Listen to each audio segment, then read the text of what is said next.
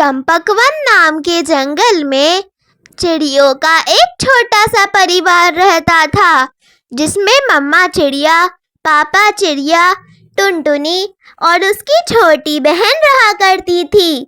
टुनटुनी अपने छोटी बहन का बहुत ध्यान रखा करती थी, क्योंकि मम्मा चिड़िया और पापा चिड़िया दोनों ही खेतों में काम करने जाया करते थे, तो सारी जिम्मेदारी उसके ऊपर आ जाया करती थी।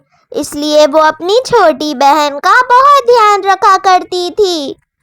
एक बार टुनटुनी की छोटी बहन रोने लग जाती है, तो फिर टुनटुनी अपनी मम्मा से कहती है, माँ, मुझे कुछ पैसे दो, मैं छोटी के लिए दूध लेकर आती हूँ।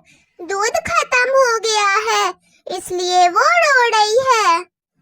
एक काम कर, छोटी को भी अपने साथ ले जा। घर में पड़ी पड़ी इसकी तबीयत खराब हो जाएगी। बाहर घूमेगी, दुनिया को देखेगी तो इसे अच्छा लगेगा और मन भी बहलेगा। मम्मा चिड़िया जैसा बोलती है, टुनटुनी वैसा ही करती है। वो अपनी छोटी बहन को दूध लाने ले जाती है और फिर उसे लेकर भी आती है। पर जैसे ही वो अपने घर पे पहुंचती है, वो देखती है कि मम्मा चिड़िया और पापा चिड़िया को कोई पक्षी घायल करके मार के चला गया है।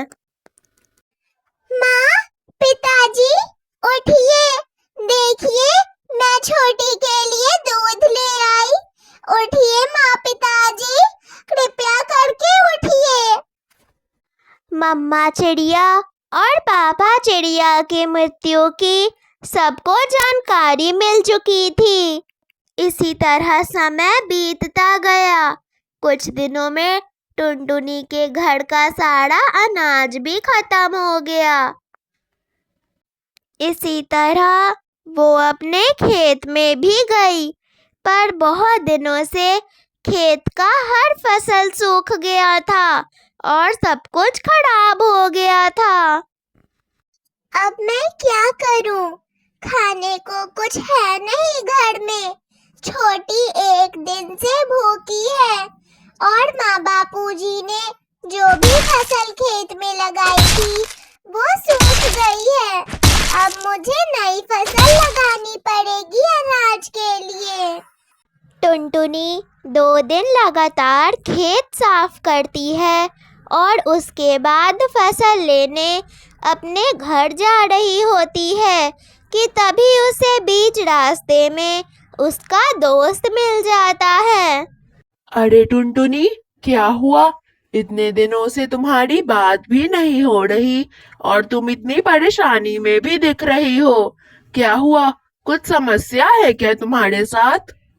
उसके बाद टुनटुनी सारी बातें अपने कबूतर दोस्त को बताती है।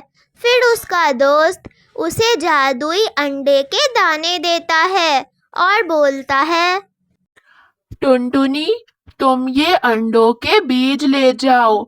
ये जादुई अंडों के बीज है। इसे फसल की तरह अपने खेत में रोप देना। फिर बड़े बड़े अंडे पेड़ पर उगेंगे और उसे बेचकर तुम अपनी छोटी बहन का पालन पोषण करना और घर का राशन चलाना।